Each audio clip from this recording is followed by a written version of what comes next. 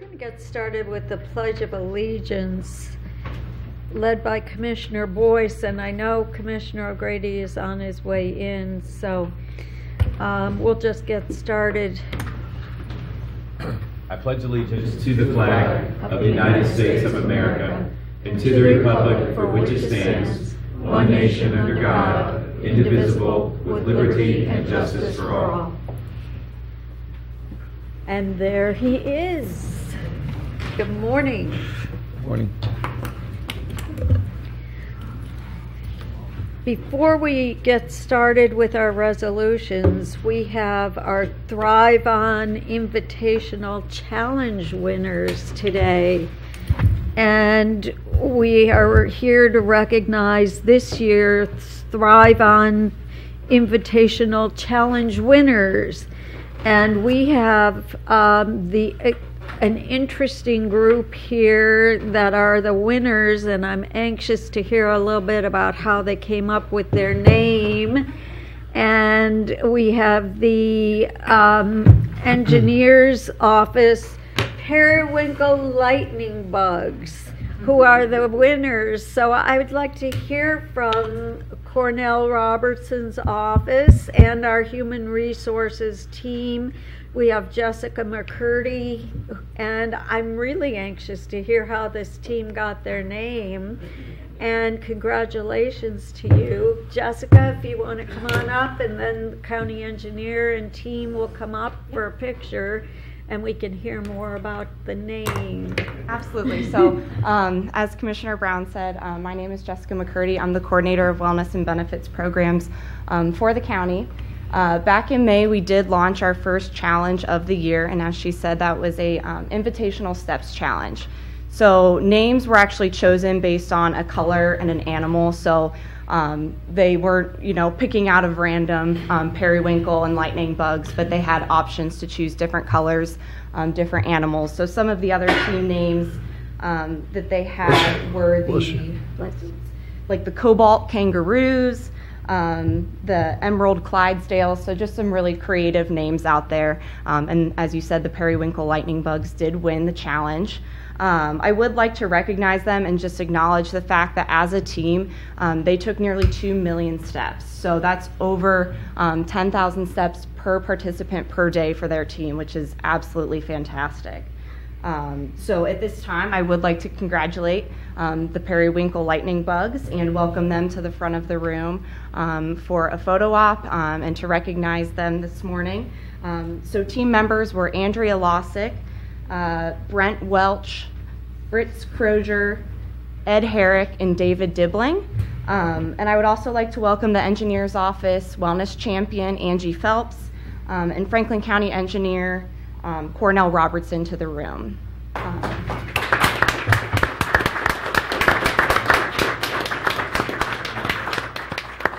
So on behalf of Thrive On, I would just like to say thank you to all of you for your continued engagement and commitment to living well in support of the Thrive On program. So thank you.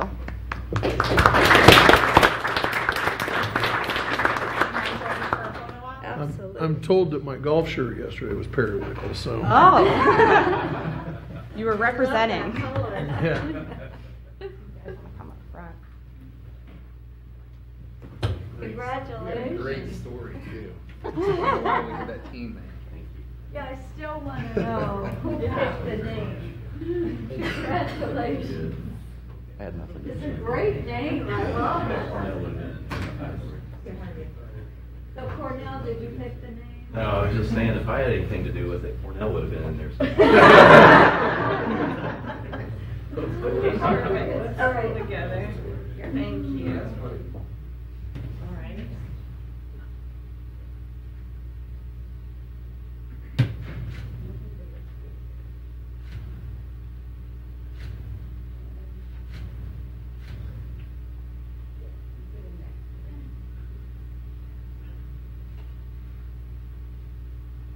Perfect.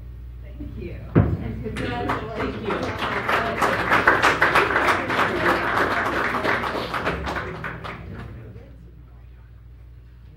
Announcement. Sure.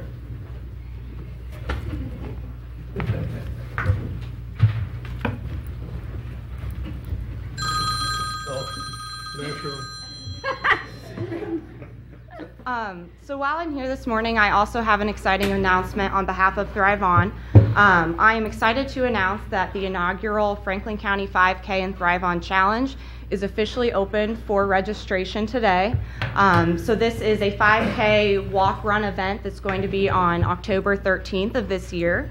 So being a walk-run, we've really made an effort to make this an event that is open to all activity levels, all experience levels. So whether you're an avid runner or you prefer a leisurely walk, we want you to come out and enjoy this race with us. So this is an event that will be open to employees and their dependents. And in order to incent participation, we are providing a reimbursement of a portion of the registration fee to those who do actually participate on race day. So we really want to encourage our members or our employees to come out and participate, live well, just be part of the Thrive On culture. We will be sending out an email later today that has information, registration link, all of that. And I would just like to thank the commissioners for your continued support to help make this idea and this wonderful opportunity come to fruition for our employees. When you announced it, the auditor looked over at me as though they were challenging the Board of Commissioners office. 5K, so I just want to say that it's on, the BOC versus the auditors, so we'll see what happens. Friendly competition. Yeah, that's right. Friendly competition, yes. Thank you. Right. Thank you. Okay, back to the agenda, and we start with the Common Pleas Court General Division. Resolution number 479-19, authorizing a contract with the Ohio Department of Rehabilitation and Correction for the Community Correction Prison Diversion 407 program in the amount of $4,480,408. Good morning, Commissioners. Kimberly Canada, Director of Finance, and with me is Lori Franciscan, which is the Chief Probation Officer. This grant renewal is for the Community Correction Prison Diversion Grant, which is fully funded by the Ohio Department of Rehabilitation and Corrections for state fiscal year 2020 and 2021. This grant provides funding for about 24.31 FTEs and provides intensive supervision and risk reduction services to offenders. It is estimated that this grant will divert about 1,487 offenders from prison. Pending any questions, we request your approval. Great. If there are no comments or questions, move for adoption of 479-19. Second. Moved and second voting. Commissioner Boyce? Yes. Commissioner O'Grady? Yes. Commissioner Brown? Yes. Resolution number 479-19 has been adopted.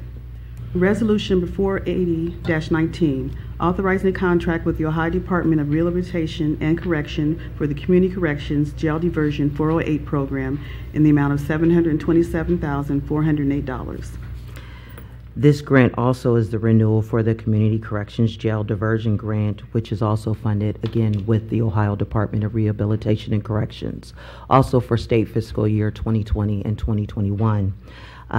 This grant provides services for about 3.91 FTEs and provides pretrial services to offenders. It's also estimated that 1,487 offenders will be diverted from jail. Pending any questions, we request your approval.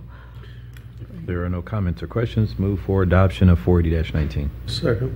Moved and second voting. Commissioner Boyce? Yes. Commissioner O'Grady? Yes. Commissioner Brown? Yes. Resolution number 480-19 has been adopted. Thank you. Thank you. The Clerk of Court's office.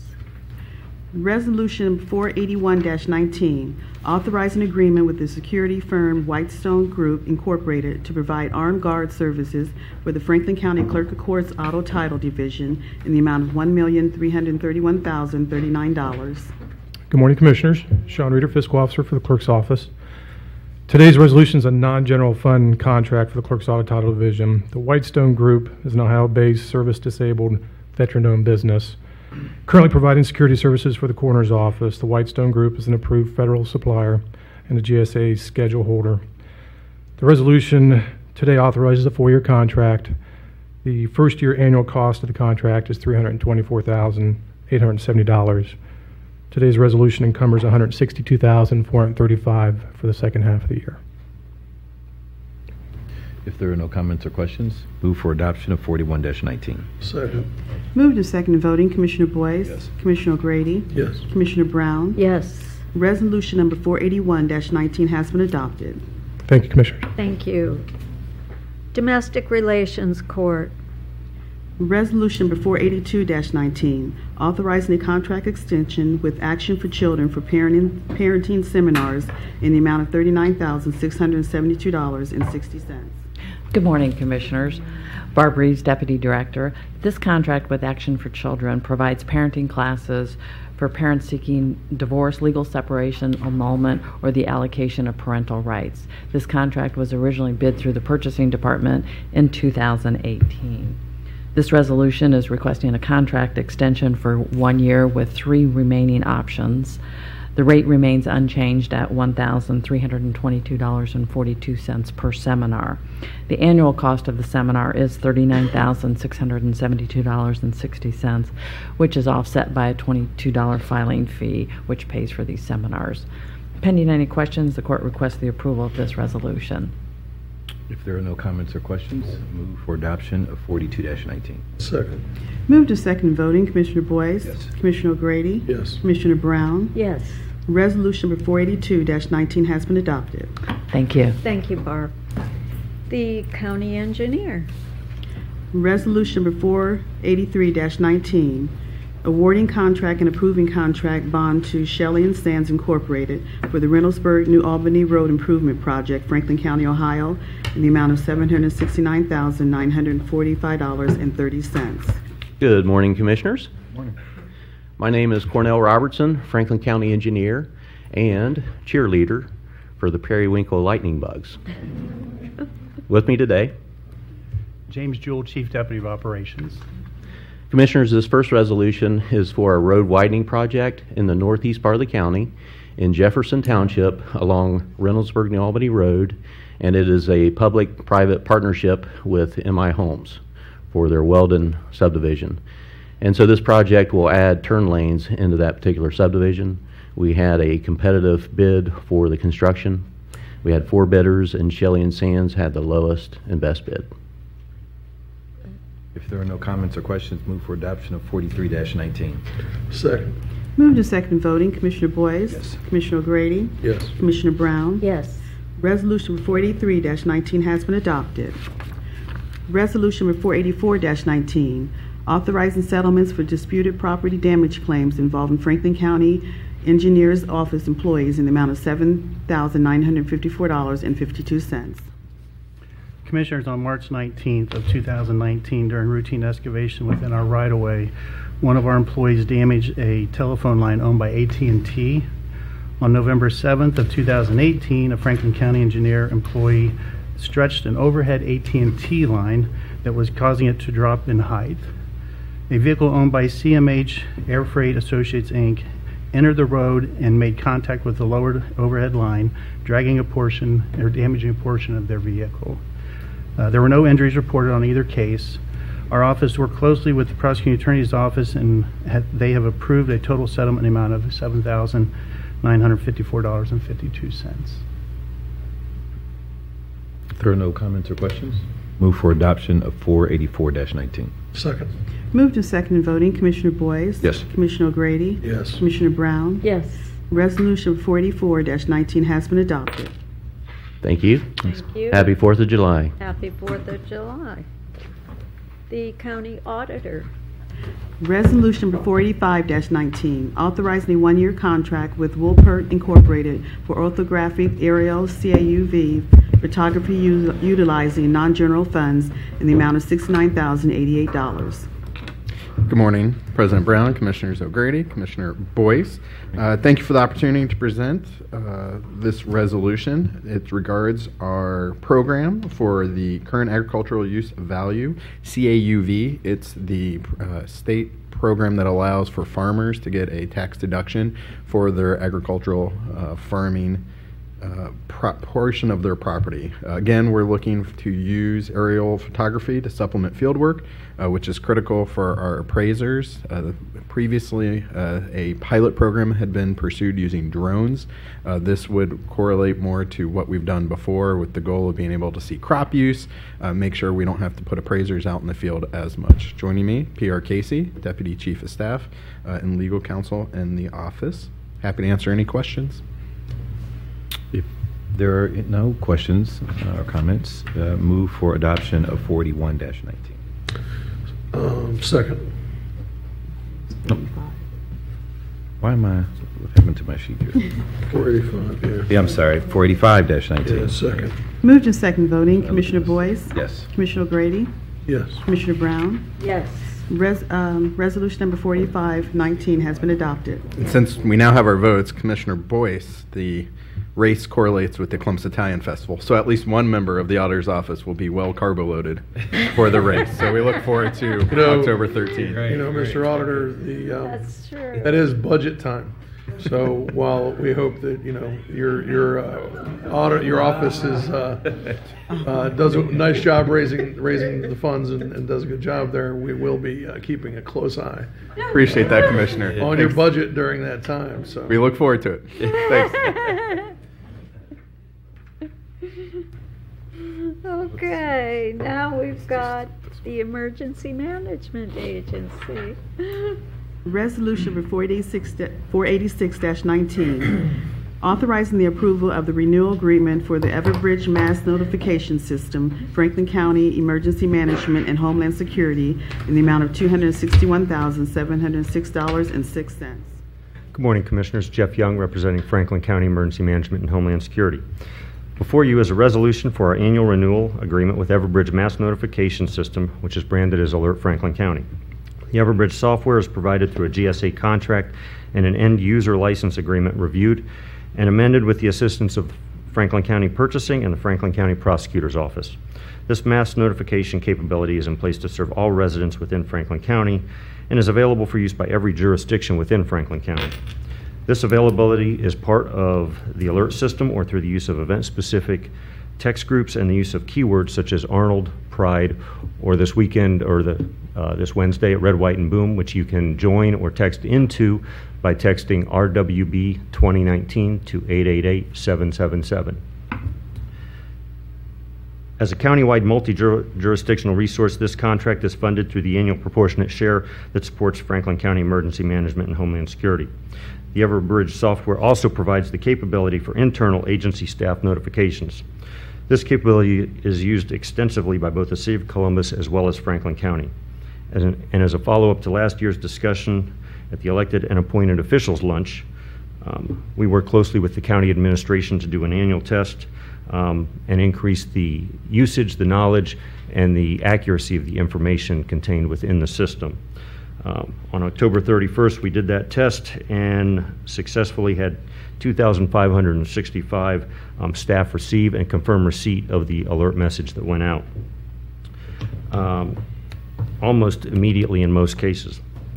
More recently, I wanted to review the database for its accuracy and to make sure that or confirm that it was up to date, and was pleased to see that the auditor, being a recently elected official, was in with current contact information.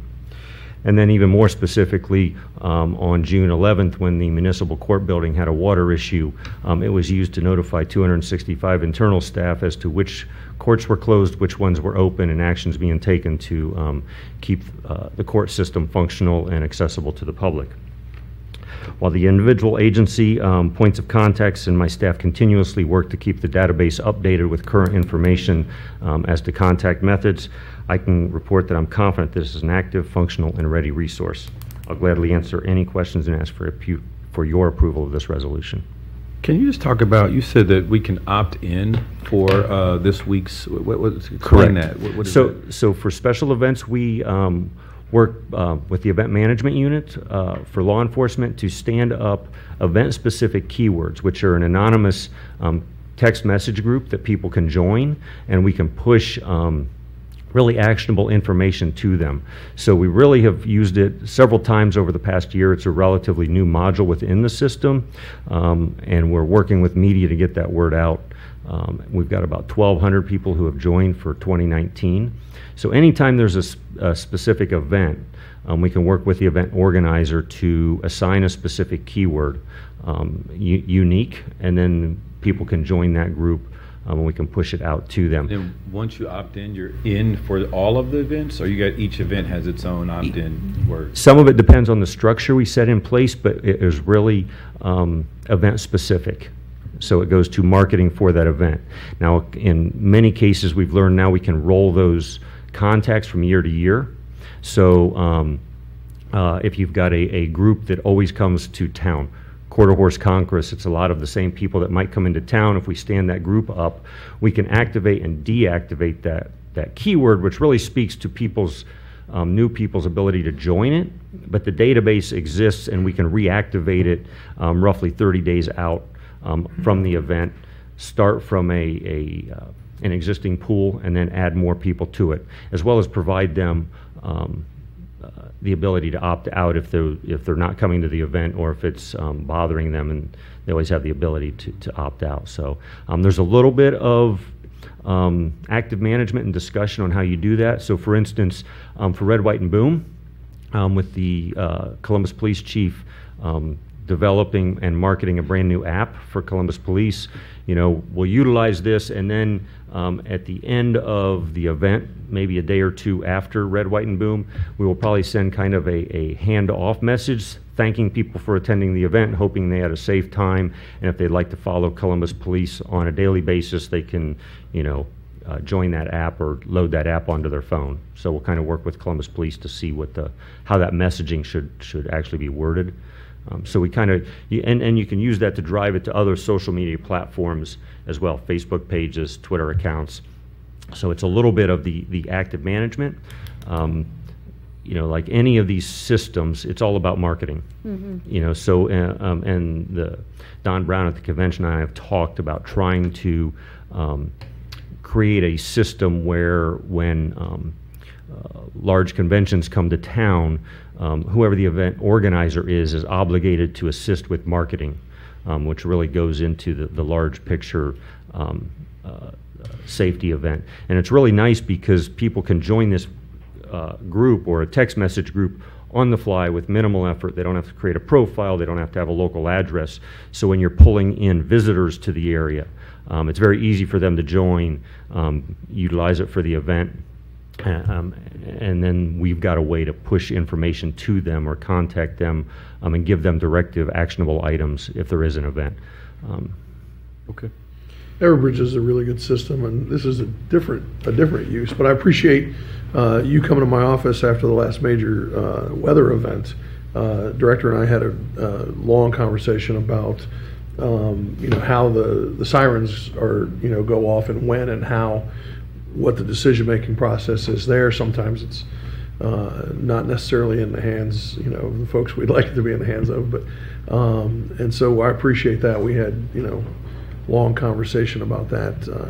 I live in the western part of the county, and there are the occasional time when the alarms will go off, the sirens will go off once the storm's already passed my house. Yeah. And so that was the gist of the beginnings of our conversation and why sometimes that happens.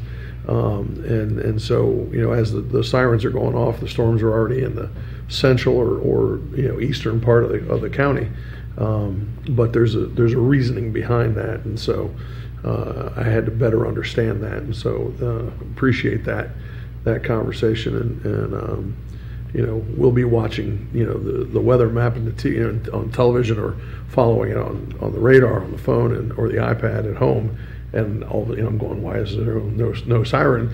And then as I see it on the radar going past my house or past my part of the county, all of a sudden the storms are going off, and I'm going, that seems a little late.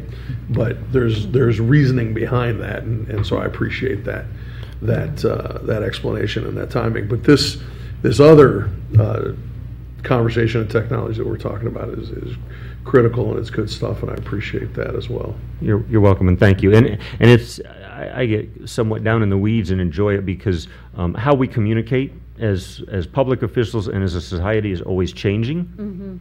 And so, it's something you're always evaluating, kind of for lack of description, the perfect sweet spot of, sending relevant, important information without creating white noise and overload. And so that's kind of the evaluation we're constantly doing. And how we're communicating with who we're communicating with. We have a multitude of residents that we have to communicate with, not all of them speaking the same language. And so we appreciate the work that you do, making sure that all of our residents can understand what needs to be heard. You're welcome, and which is why we do have layers of what sometimes feels like old technology as well as new technology, and you just need all those different layers because people do receive their information in so many formats, so many ways, and it is a challenge. One of the unique things that probably in the past 6 months has come on is working with the Board of Developmental Disabilities, and they're using Everbridge to be able to send information to their client, their services, and when those are impacted by weather events or important, significant incidents that affect their ability to serve their clients, they're utilizing that, and we continue to expand that. One is some of our residents can understand. Not all of our new residents know and understand what a siren is and what it's for. Yes. And so we have those conversations with Ohio State constantly, as they always pull in, students from all over the country. A new group every summer. A new group of students who have never been to Central Ohio before are now part of our constituencies. Thank you. Thank you. If it's not too much trouble, if you could today sometime, just call my office so I can get the opt-in information. You have to do it now. Again, but if you could just call, because I'd like to opt in and just see how that works. We actually have a flyer I will send to all the commissioners. It's also the same flyer we've pushed out or made available to the broadcast media, who are really the sponsors of Red, White, and Boom. So we're hopeful that they will talk about it on the air, both in radio broadcast as well as the television broadcast. So can we get that on our website also? Absolutely. So that we can get it out? Absolutely. We will make sure that that's available. That would be helpful. Thanks, yes. Thank you. If there are no further comments or questions, move for adoption of 486-19. Second. Moved to second and voting, Commissioner Boyce? Yes. Commissioner O'Grady? Yes. Commissioner Brown? Yes. Resolution 486-19 has been adopted. Thank you. Thank you. Franklin County Children's Services. Resolution 487-19, declaring it necessary to levy renewal tax in excess of the 10 mil limitation and requesting the auditor to certify the total current tax valuation of the county and the dollar amount of the revenue generated by the tax levy. Good morning, Commissioners. Zach Toleric with the Office of Management and Budget and member of the Human Services Levy Review Committee. After a thorough analysis of the Children's Services Levy request, the Levy Review Committee recommends that the Board of Commissioners place a renewal of the existing 10-year 3.1 mil levy on the November 2019 ballot. The renewal levy will commence in 2019 and first be collected in calendar year 2020. There will be no additional cost to taxpayers with the renewal levy. With the successful passage of this levy, Children's Services will be able to maintain quality services for the children and families of Franklin County who need them. The resolution presented today declares it necessary to levy a tax in excess of the 10 mil limitation and requests the certification of estimated resources from the county auditor. This is the first step required before the Commissioners may consider placing the issue on the ballot for the November 5th, 2019 general election. Pending any questions, we respectfully request your approval of this resolution. If there are no comments or questions, move for adoption of 487-19. Second. Moved to second and voting, Commissioner Boyce? Yes. Commissioner O'Grady? Yes. Commissioner Brown? Yes. Resolution 487-19 has been adopted. Okay, Job and Family Services. Resolution number 488-19, approving 2 contract extensions for on-site case management services between the Franklin County's Department of Job and Family Services and Ohio Health's Riverside Methodist Hospital and Grant Hospital in the amount of $174,188.82. Good morning, Commissioners. Vivian Turner, Assistant Director. This resolution will approve a pair of contract extensions with Ohio Health that will allow Franklin County Job and Family Services to continue to provide on-site case management services at Riverside Methodist Hospital and Grant Medical Center. Per the contract, an FCDJFS case manager will be stationed on site at both hospitals for 8 hours a day, 5 days a week, to provide timely assistance in determining patient eligibility, primarily for Medicaid, but also for other agency benefits. Ohio Health will reimburse the agency for the actual full-time employee costs of an on-site case manager, including the salaries and benefits, and part of the cost for a supervisor and clerical support for each. The cost is not to exceed $9,292.94 per month per case manager for a combined total not to exceed $174,188.82 over the 12-month extension period. At the end of this upcoming term, in June of next year, we will have the option for one additional extension under the current contract. All other terms and conditions from the original agreement approved last year are unchanged. Pending any questions, I ask for your approval. If there are no comments or questions, move for adoption of 48-19. Second. Thank Moved you. and second voting, Commissioner Boyce? Yes. Commissioner O'Grady? Yes. Commissioner Brown? Yes. Resolution number 488-19 has been adopted. Thank you. Thank you. Animal care and control. Resolution number 489-19, authorizing the acceptance of an estate donation from Connie R. Bridges to Franklin County Dog Shelter and Adoption Center in the amount of $17,760.69. Good morning, Commissioners. Assistant Director April Ricardo. This resolution is accepting the estate donation for Connie Bridges. It will go into the donation fund, which offers part of it is to the free spay and neuter program for the residents of Franklin County. Pending any questions, we request your approval. Fantastic. That's great. If there are no comments or questions, move for adoption of 49-19. Second. Moved and second voting, Commissioner Boyce? Yes. Commissioner O'Grady? Yes. Commissioner Brown? Yes. Resolution 489-19 has been adopted. Thank you. Thank you. Board of Elections. Resolution number 490-19, authorizing the transfer of general fund appropriations in order to provide the budgetary allotment for meeting July payroll. Good morning, Commissioners. Ed Leonard, Director, and with me is Adam Frumkin from the Franklin County Data Center. Good morning. Morning. The second resolution. The first resolution we have is relating to our allocation of a budgetary appropriation for the month of July. We continue to do outreach programs throughout the county to educate public about the new equipment and also developing our website, what we put on the website with regard to our outreach.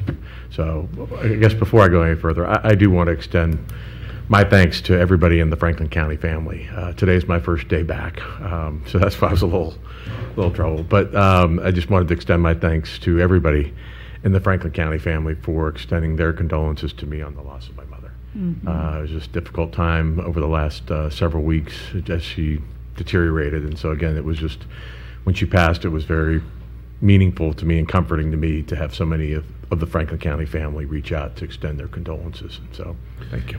It's a rough time always when you lose a parent. Yes. You've had a rough, particularly 12 months or so. Yeah. But as I say, she's with my father and she's with my two brothers, and Yeah. so again, she's at peace. Yeah. So I was trying to push through it, but thank you. So, and again, I just want to extend my thanks to everyone. So. Absolutely. If there are no comments or questions, move for Well, adoption. I have one question. Yes. Has there been any movement from our two Republican board members at all? No change? Nothing that's been expressed to me, no. Nothing on the voter suppression front? No. Okay. Just wanted to check. All right. If there are no further comments or questions, move for adoption of 490-19. Second. Moved and seconded voting, Commissioner Boyce? Yes. Commissioner O'Grady? No. Commissioner Brown? Yes. Resolution 490-19 has been adopted. Thank you, Commissioners. Resolution 491-19, authorizing appropriation adjustments and a transfer of funds for the implementation of a new voter registration and election management software solution. Yes, Commissioner, we've been working on this since 2017, 2018, when we started looking at our current voter registration system it's aging. It was initially purchased in 2004, but it actually the software dates back to 1998. So it is quite old. We've done a great job over the years of servicing it and creating tools that hang off of that system in order to allow it to do what we need it to do. But as we start moving forward, we really when I came on board, we looked at whether we could take the old system, retool it, and we ultimately, after a lot of analysis, decided that, and based on the recommendation of the county's former CIO, that we actually move to a new system. In that way, we'll have support from a software company that is fully staffed and capable of providing the support that we need, that will be staying on top of the cutting edge of technology in terms of cybersecurity. And so we felt that this was the best approach to ensuring that we had a system that was sustainable, supportable, secure as we go forward. And this appropriation will allow us to begin that process. We've been working with our new CIO for the data center, as well as your current and your former CIO for the Board of Commissioners. We've worked with the purchasing department, the prosecutor's office in terms of developing the service agreement that we'll use. So we'll actually be purchasing the software as a service. And again, this will allow us to, have a system that will allow us to go forward with a very sustainable, secure, functional for our staff, and again, provide that level of security that the county citizens expect as it comes to our voter registration rolls. Ed, when do you plan to have the system in place? Our is to run parallel. We'll be doing some of the initial implementation this year, some of the modules that we don't currently have any functionality for, or we have them and they're not involved in our voter registration software. Some of that functionality will begin this year, and then the voter registration component of it will be, we will work on running parallel with our current system to make sure that everything is functioning as it should. We've set ourselves an internal deadline with the vendor that if we're not ready to switch over in mid-July, then we're not going to switch over of 2020. So we want to make sure that if we aren't able to switch over in that midsummer, then we'll just continue to run parallel with the existing system. And we've been working with the data center and with Homeland Security in terms of providing that external security for the system. Right. Because really with the old system, that we're running on, it's the support for it. We are very reliant on just a few individuals for it, and that provides a security issue. And when you're relying on just a few people to provide the support for it, but we also want to make sure that we're maintaining that external security so that the system can't be penetrated, Sure. The network can't be penetrated to cause problems. And I think we've been working with our county data center as well as with Homeland Security to make sure that we have the monitors in place that would provide that level of security from an external standpoint. And so, but again, so it's from our standpoint, running in parallel will allow us to make sure that the new system does everything that it needs to do, and we hope to be in a position, again, essentially a year from now, be able to have it fully implemented and able to move forward. And essentially leave the old system behind. And Adam, you feel comfortable with the timing and getting this in place for the 2020 election? So I've looked at the project plan that both the vendor has provided, and we've had a discussion internally about where that stands. And one of the first questions that I asked was with Ed and David and their team, asking what if we look at the 2020 election, back me up to what day you feel comfortable with, and that's where we came to the July timeline. And we actually built, working with legal counsel and with Megan from a purchasing perspective, put language in it that basically allows us to say if they're not ready, it's on them. If we're not ready, it's on us. But the idea is to run it in parallel up to that point, and then say, yes, we feel completely comfortable with it. One of the things that I'd like to add is the Secretary of State has put a directive out that all counties have to be at a certain level of security with everything that has to do with the voting and the technology in the program called Protect 2020 that they launched. And this actually moves us even closer to that. We were told, Mr. Leonard was at the meeting as well. We were actually shared with us. I had our chief security officer at the meeting, and it was shared with us that Franklin County is the most qualified and the most ahead of any county in the state. And it's not like we're a little ahead, we are light years ahead of some of the other counties. And with that, we've actually started to actually say, how can we help, and reach out to the other counties to help them in that process as well, from both the Board of Election and for the Secretary of State. So I think that it sets us in a direction that we need to go, and it will help us not just now, but it truly leads in some of the things, the words that I've shared with you, which is future-proofing the county to the direction that we need to be, and sets us up to be a premier county heading into a major presidential election. Great. And we definitely anticipate including a communications component to that to make sure that we can, that the public is comfortable with the direction we're taking and recognizing, because we don't want people to be concerned about a switch in the middle of a presidential year. And so part of that will be making sure we're prepared to communicate to the public why the move is necessary and why it's beneficial for us to make this move, even though it's coming in the middle of a presidential year. And one thing I'd like to add is the fact that the company that we decided to land on through much discussion and how they went through their process, which I felt was very well done, is also a company that is throughout the United States, is in multiple counties, and has done this for a while, and has actually got certifications from different states and the federal government as well. And I think that leads even more so to why this is a really good choice for us to move forward to it. Well, we should be, once again, the bellwether county in what will be, I think, one of 4 or 5 of the most important states in the country. So we better be ready. Agreed. Yes. Definitely. I'll just add that I think it's very timely, considering how much we've invested in the voting machines themselves, and just where we are in the electoral process that's coming up. But I also would just add that it really goes hand in hand to ensuring that our residents know, not only where they can vote, but how to register, and the communication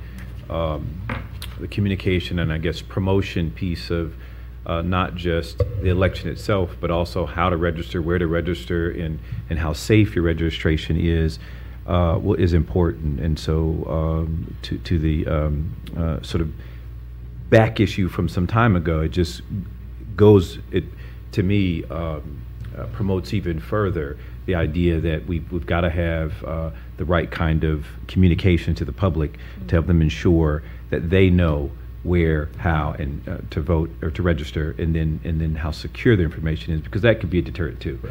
We'll get this from election. registering. We'll get this coming election advertised in one way, shape, or form. We're going to get it done, even with roadblocks and impediments from. And I commit that I will do as much as I can from my position. We know. We know you will.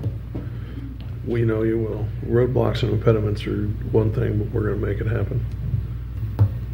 If there are no further comments or questions, move for adoption of 491-19. Second.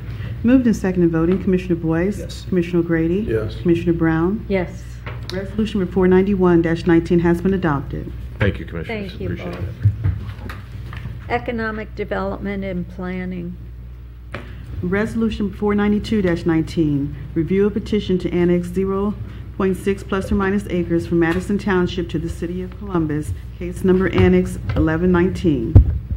Good morning, Commissioners. Jenny Snap, Assistant Director, Economic Development and Planning. This resolution is to consider an expedited Type 2 annexation petition of 0.6 acres from Madison Township to the City of Columbus. The area to be annexed includes property located at 5181 Ebright Road, that's west of Ebright, north of US 33, east of South Hamilton, and south of Winchester Pike. Petition was filed by property owner Thomas Dixon, who is acting on his own behalf. 25.5% of the site's perimeter is contiguous with Columbus, and the city passed ordinance number 1497-2019 on June 10th, 2019, indicating the services that would be provided once the annexation is approved, and a statement regarding incompatible land uses and a zoning buffer. Petition meets all statutory requirements outlined in section 709.021 of the Ohio Revised Code, and pending any questions, we request your approval. If there are no comments or questions, move for adoption of 492-19. Second. Moved to second voting, Commissioner Boyce? Yes. Commissioner O'Grady? Yes. Commissioner Brown? Yes. Resolution number 492-19 has been adopted. Resolution number 493-19, review a petition to annex 1.033 plus or minus acres from Prairie Township to the City of Columbus, case number Annex 1219. This resolution is to consider an expedited Type 2 annexation petition of 1.033 acres from Perry Township to the City of Columbus. The area to be annexed includes property located at 2492 West Dublin Granville Road, that's north of West Dublin Granville Road, west of Linworth Road, south and east of McVeigh Boulevard.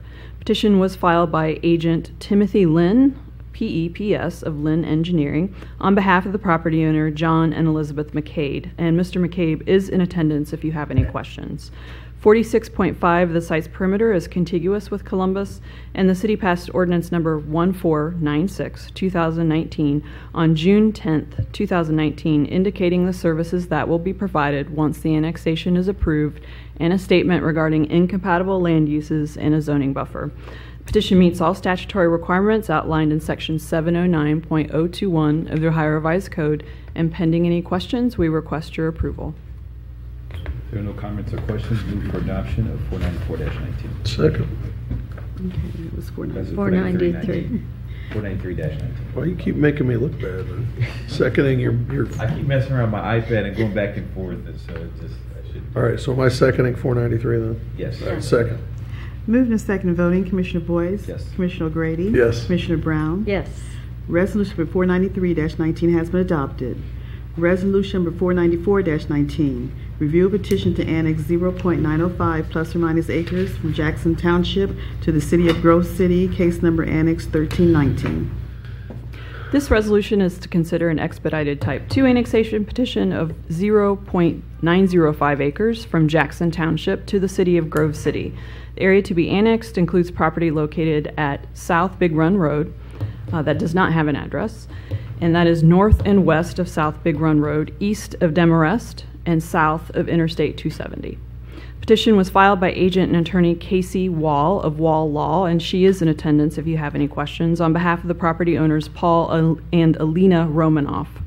42.8% of the site's perimeter is contiguous with Grove City, and the city passed resolution number CR-25-19 on June 3rd, 2019, indicating the services that will be provided once the annexation is approved, and a statement regarding incompatible land uses and the zoning buffer.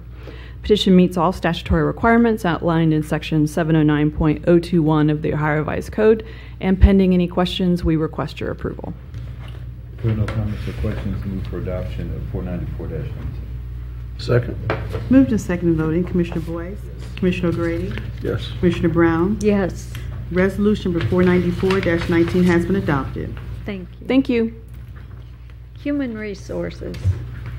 Resolution number 495-19, authorizing the implementation of a $15 an hour minimum wage for the Board of Commissioner agencies and employees and associated adjustments. Good morning, Commissioners. Rob Young, Human Resources. The Commissioners recognize that a competitive wage is an important aspect of an employee's overall compensation package.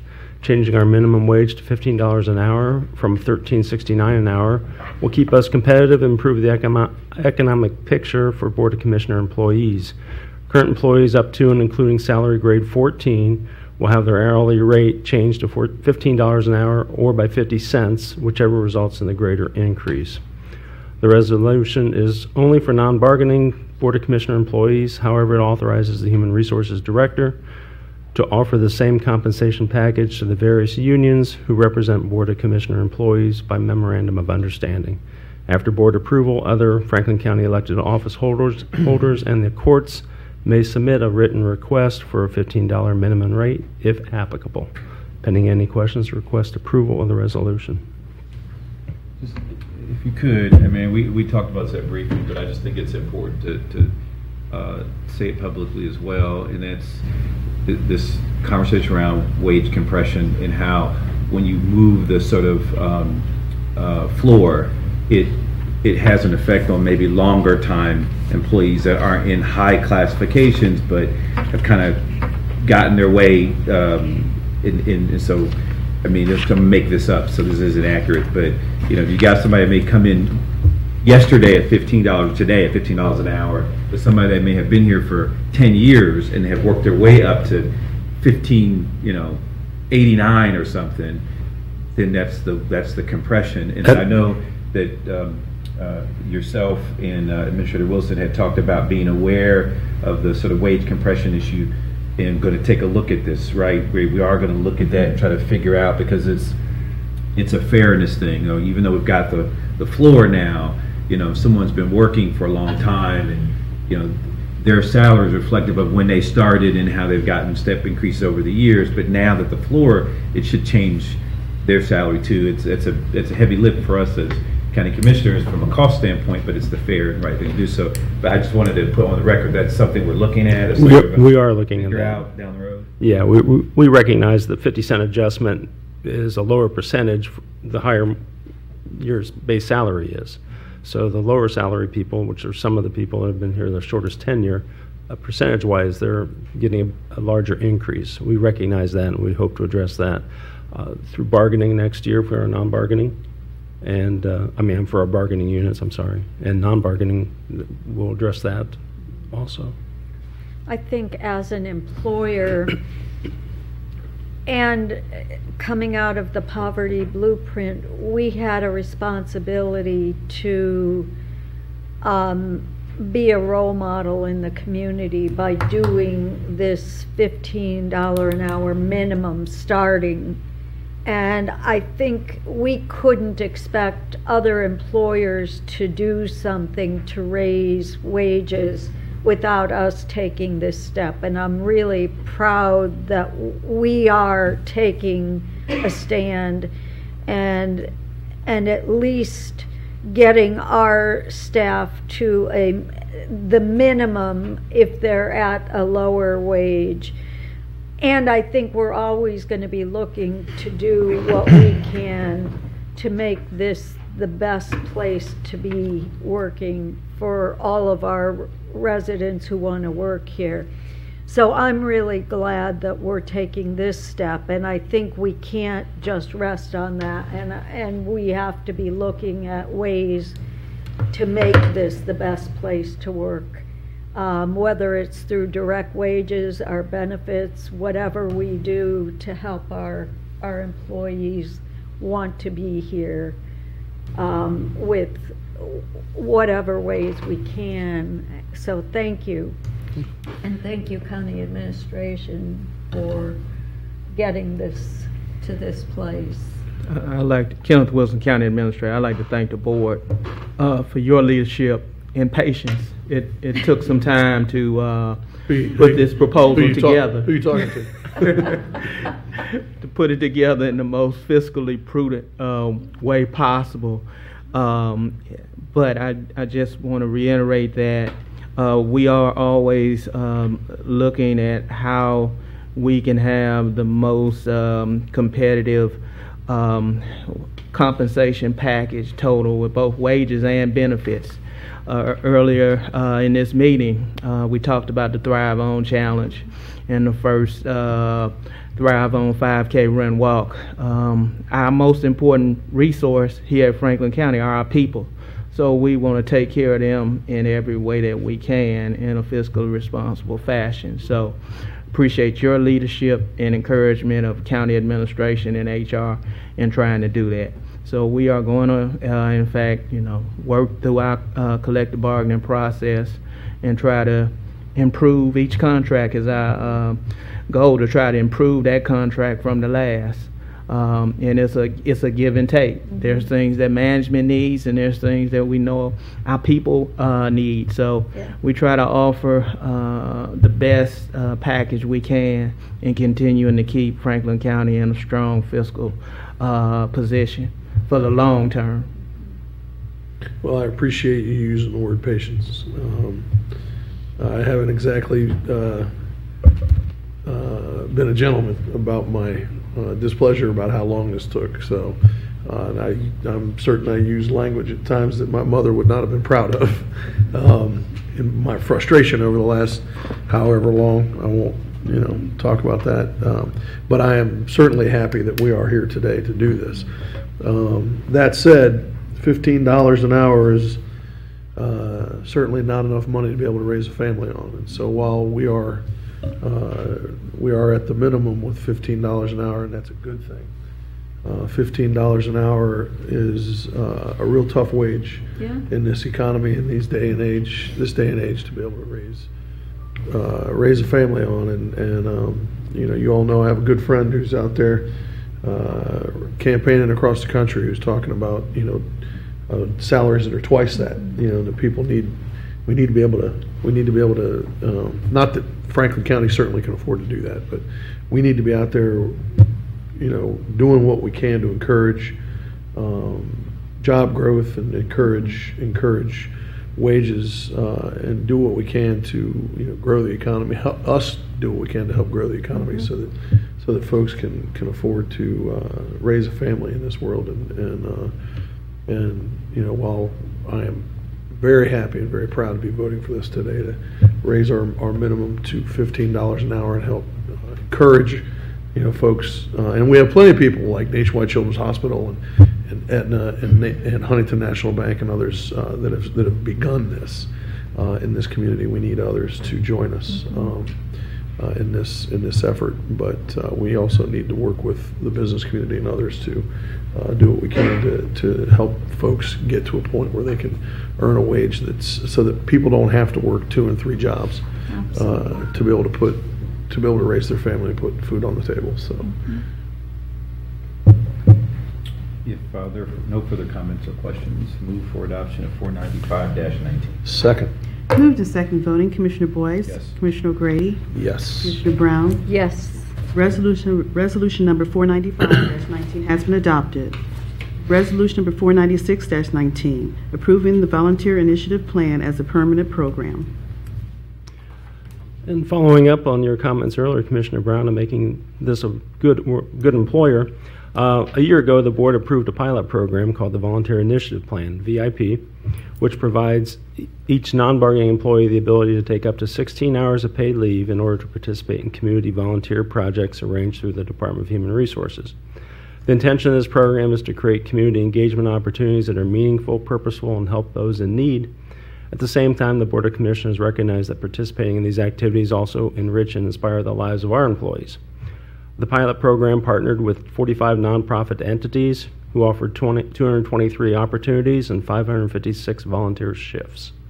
100% of the employees who utilized the program were satisfied with their experience, and the feedback was overwhelmingly favorable. This resolution will put the VIP program in place on a permanent basis, giving the county administrator the authority to sign necessary documents such as volunteer agreements.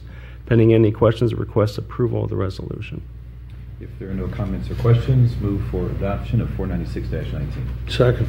Moved and second voting. Commissioner Boyce? Yes. Commissioner O'Grady? Yes. Commissioner Brown? Yes. Resolution 496-19 has been adopted. Thank you, Commissioners. Thank you. Purchasing. Resolution number 497-19, approving purchases for various Franklin County agencies in the amount of $595,973.76. Good morning, Commissioners. Megan Perry Balanier, and I'm Interim Director of the Purchasing Department. This resolution seeks approval of 90 purchase orders for which the County Auditor has pre-certified available funding. The resolution includes 13 eligible POs totaling approximately $43,000. These are POs for goods and services that have a higher likelihood of participation by small and emerging business enterprises. Of these POs, 8 were awarded to SCBEs totaling $33,000 $653.34, which is 62% of the eligible PO volume and 78% of the eligible PO dollar value. Pending any questions, I recommend approval of this resolution. If there are no comments or questions, move for adoption of 497-19. Second. Moved and seconded voting. Commissioner Boyce? Yes. Commissioner O'Grady? Yes. Commissioner Brown? Yes. Resolution number 497-19 has been adopted. Thank you. Thank you. Okay, we are down to Board of Commissioners. Resolution number 498-19, authorizing the development agreement with the City of Columbus and Crew SC Stadium Company, LLC, for the support of Confluence Village and a community sports park. Good morning, gentlemen. Good morning, Commissioners. morning. Emmett Kelly and David Rogers with Frost Brown Todd. This development agreement has, as you all know, been worked on feverishly by everyone throughout the county and with the city and the crew and its ownership, among other parties. And we're at a good place here since we were back in December when the MOU was approved, and happy to answer any questions you have on the agreement. Any comments? Obviously, those two gentlemen down there, along with the prosecuting attorney's office, have spent much time and deliberation on this. Yeah. Well, it's an important thing that we do for, on behalf of the residents of the community, on behalf of, just to get this thing done. And we're all glad that we were part of saving the crew, and now let's, get this thing done. And I'm sure you all saw last night, City Council approved the agreement. Mm-hmm. I'll say just what I said before. I love the crew and I love soccer, but this is really about economic development for Franklin County and Central Ohio. This is about job creation, about neighborhood development, about making the quality of life for Central Ohio residents. That's where right. It should be creating opportunities, and so I think. It's true. I know my colleagues and I have talked extensively about this and how we utilize county resources, and I think this is a very good example of using resources strategically for that purpose. And so, Commissioner Boyce is absolutely correct. Saving the crew was a fantastic side note to the idea that the ROI on this deal for the county is unbelievable. So, I mean, it's just a great deal for us and for the residents of the community. So it was a no-brainer. It really saves a community and helps a community that's so vibrant even get more vibrant and keep going in a forward direction, and saving the team and really creating that vibrancy that we know we have already, and working the way we do in this community with everybody working together for the same kind of result that we got in doing this, I think was what we all do so well here. So, this is economic development at its best, when we all want the same thing and work toward it. Yep, and Mr. Schimmer's department was very influential. Absolutely. And it should be noted too, our commitment is annually subject to appropriation of the Board of Commissioners. And Yep. so I think that also is something for us at the strategic level, an investment. This is something that we will have to consider each year for so many years as our investment becomes complete. But it will be something that we can look at and analyze annually, to Commissioner O'Grady's point, to look at the ROI and make sure that we're getting the best bang for our buck with the resources of Franklin County. So. Working through this, our number one priority was community benefit and the development of jobs. And we all knew that the community, keeping this team was very important to the fabric of the community.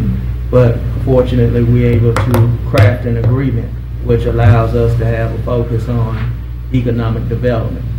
And that's the way it's stated, nearly 800 jobs in the initial phase of this work. So that's an important point to also point out is, the Community Reinvestment Act that's a part of this is not only not only covers the new stadium that's going to be built over near the ballpark, but it also covers Monfrey Stadium, which is, in my mind, the other key piece of this, because that allows for the county's, more of the county's involvement moving forward as the dollars are invested there, and the development is done there that allows for the creation of that training facility and the creation of all of those of the facility that the city's going to build, the community sports park that the city's going to build.